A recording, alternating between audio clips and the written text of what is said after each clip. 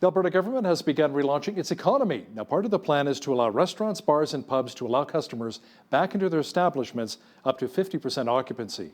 So a large restaurant can serve up to 150 customers. Meanwhile, places of worship, including churches, are only allowed up to 50 people during the COVID-19 pandemic. So what gives?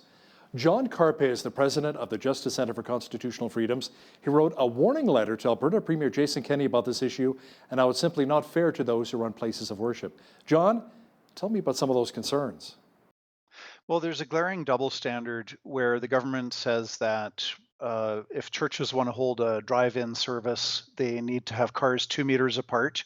At the same time, Tim Hortons and McDonald's drive-throughs are serving thousands of people from 1 foot away. Social distancing has to be maintained in churches, but yet restaurants can have six customers from six different families or households seated together at the same table, 1 or 2 feet apart. So there's social distancing in churches, but not in restaurants. The most frightening thing is the government has asked churches to maintain lists of who is attending religious services, which is something that a police state would do. At the same time, we don't have the stores, restaurants, bars, pubs, cafes with the requirement to maintain lists of their customers.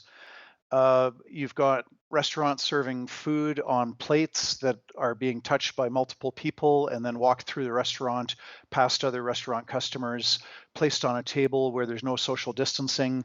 Yet at the same time, the government makes it illegal for churches to have communion or the Lord's Supper.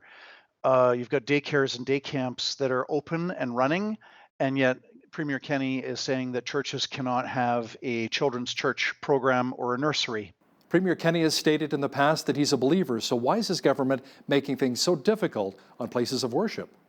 There doesn't seem to be any public health or scientific standard behind this. I would ask the question, where is the science?